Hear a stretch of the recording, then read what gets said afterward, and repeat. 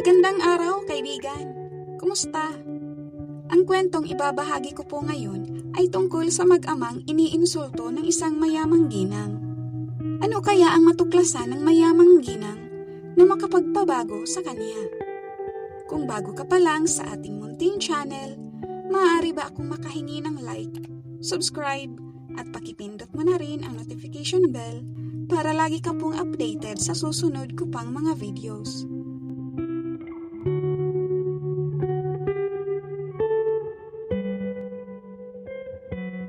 Kumalat sa internet ang kwento ng mag-ama nang ibahagi ito ng 20 taong gulang na babae na nagngangalang Dorothy. Yun ay araw ng Biyernes. Kinuha ni Dorothy ang kanyang huling pagsusulit sa universidad na pinapasukan at kaagad na sumakay ng tren upang makita ang kanyang pamilya. Binalak niyang gumugol ng 2 linggo sa kanila. Ang kanilang pagkikita ay dapat na maging masaya sapagkat matagal na niyang hindi nakikita ang kanyang mga magulang at pilyong kapatid mula nang mag-aral siya sa ibang lungsod. Pagkasakay sa tren ay mabilis siyang nakahanap ng kanyang maupuan. Inilapag ang kanyang bag at nagsimulang tumingin sa bintana. Kahit na malamig sa labas, maliwanag ang sikat ng araw na nagdulot sa kanya ng magandang pakiramdam. Ang tren ay tahimik. Ang ilang mga tao ay pagod pagkatapos ng trabaho at ang iba ay galing lamang sa kanilang negosyo. Ayos lang sana ang lahat, ngunit makalipas ang ilang minuto, napasulyap ang babae sa isang batang lalaki at sa tatay nito. Tumayo sila mula sa ibang mga pasahero dahil hindi umupo ang bata. Patuloy siyang gumagalaw at nagtatanong ng maraming mga katanungan at kumilos ng medyo nakakapukaw ng atensyon. Ang bata ay nagpapaalala kay Dorothy ng kanyang sariling kapatid na nahihirapan ding umupo ng matagal sa mahabang paglalakbay. Ang mga alaala ay nakapagpangiti sa kanya. Papa, tingnan mo po oh!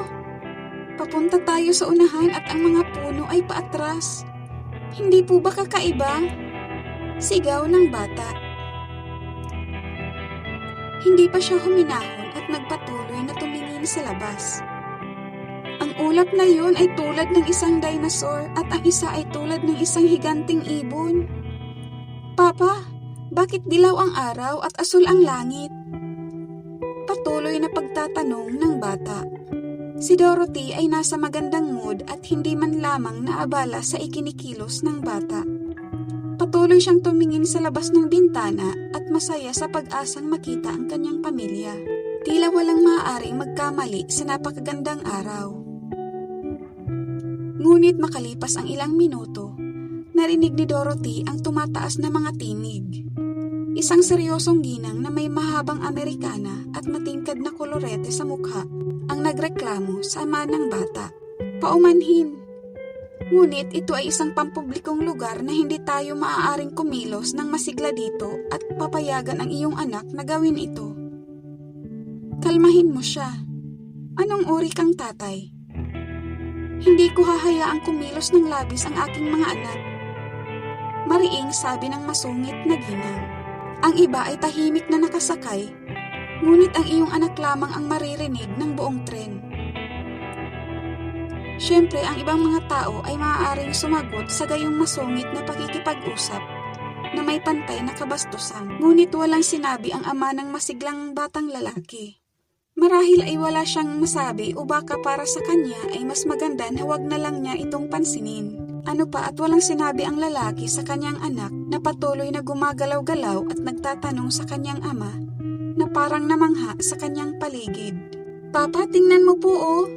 Ang kulay pula at kahel na dahon ng mga puno at ang kulay berdeng mga damo habang nakaturo sa labas ng bintana. Makikita sa pagkakaupo ng masungit na ginang ang pagkairita. Makikita din ang mga ugat na lumalabas sa kanyang noo dahil sa galit. Pinanood niya ang mag-ama ng 30 minuto pa at pagkatapos ay hindi na niya mapigilan pang magtanong. Bakit ganyan ang kilos ng iyong anak? Hindi mo ba siya makontrol? Galit na sabi ng masungit na ginang at nagpatuloy pang magsalita ng walang pangunawa. Sa kasong ganyan, naaawa ako sa iyo ngunit ako ito. Hindi ko palalampasin ang kanyang pag-uugali. Dapat mong kontrolin ang iyong anak at dalhin siya sa isang mahusay na doktor. Sa ating panahon, ang modernong gamot ay makakamit ng marami. At sa palagay ko, makakatulong ito sa iyong anak na lalaki. Hindi mo maaaring hayaan na lang ang iyong anak na ganyan. Nang marinig din yun ng bata ang sinabi ng babae, tumingin at lumapit siya sa kanyang tatay at isinabit ang mga balikat at ibinaba ang mga mata. Waring napahiya ang bata. Nakakagulat na hindi sinubukan ng lalaki na simulang salungatin ang babae. Ngunit simpleng ngumiti lamang ito ng kaunti. Tumingin siya sa paligid at nakuha ang ilang mga tingin ng ilang mga manonood na pasahero bago sinagot ang ginang. Alam mo, hindi ako makikipag-away sa iyo at talagang sumasang-ayon ako sa iyo na ang modernong gamot ay talagang nakakatulong. Ang aking anak at ako ay naghintay ng mahabang panahon para sa araw na maaaring malutas ang aming problema sa ating bansa. At salamat sa Diyos, nangyari ito. Marahil ay hindi ka interesado, ngunit 1 linggo lamang ang nakakaraan. Ang aking anak ay sumailalim sa isang matagumpay na operasyon sa mata. At ngayon ay nakikita na niya ang ganito kalaki, makulay, maliwanag at magandang mundo, tulad mo at sa akin.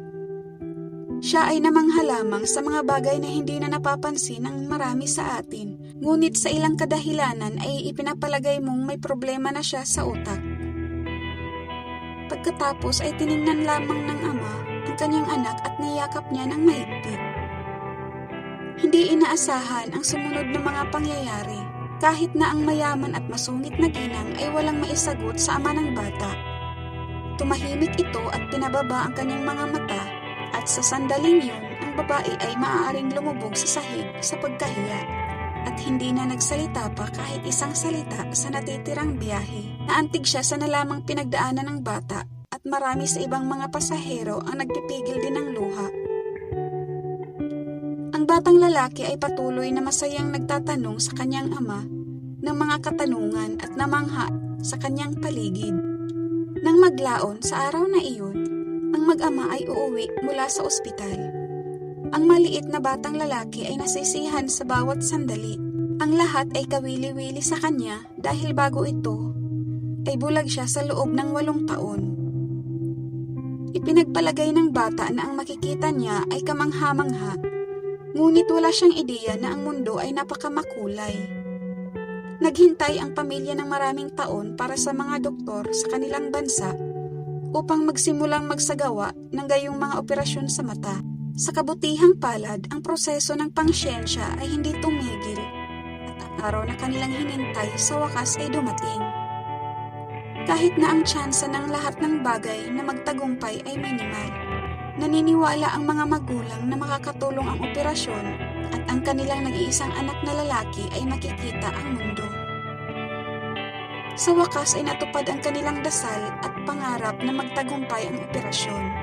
Ang natira lamang na gawin ay maghintay ng ilang araw hanggang sa matanggal ang benda at pagkatapos ay maging okay ang lahat. Ang araw ay isa sa pinakakapanapanabik na araw sa kanilang buhay. Ang doktor ay pumasok sa silid at sinimulang tanggalin ang mga bendahe. Ginagawa niya ito ng mabagal at maingat, habang kinakausap ang kanyang munting pasyente.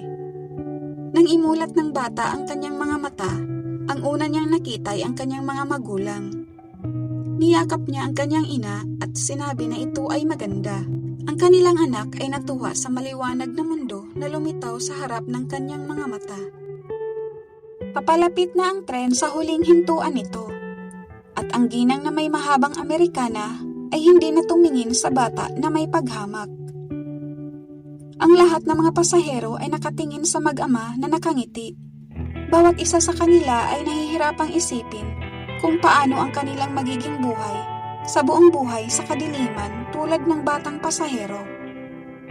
Tiningnan din ni Dorothy ang mag-ama na dahilan upang mas gusto niyang mabilis makauwi sa kanyang mga mahal sa buhay. Nais niyang ibahagi sa kanila ang hindi kapanipaniwalang kwentong ito. Ang ama ng bata ay tumingin sa kanyang anak na may paghanga at pagmamahal. Handa siyang ipagpatuloy ang pagsagot sa mga paulit-ulit na mga katanungan na napakahalaga sa kanyang anak sa mahabang panahon. Ang batang lalaki ay magpapatuloy na titingin sa mga bagay na nakasanayan natin na may humahangang mga mata at nasisiyahan sa bawat sandali ng buhay. Ipinapakita sa atin ang kwentong ito na hindi natin dapat hatulan ang mga tao ayon sa kanilang hitsura at maging sa kanilang ikinikilos. Madalas na nagkakamali tayo kapag hinuhusgahan natin ang mga tao para sa unang impresyon sa kanila. Kapag nakita ang isang tao sa kauna-unahang pagkakataon, hindi tayo dapat agad na gumawa ng konklusyon batay lamang sa ating nakikita kung hindi pa natin alam ang totoong dahilan sa likod nito. At dito po nagtatapos ang ating kwento. Hanggang sa muli!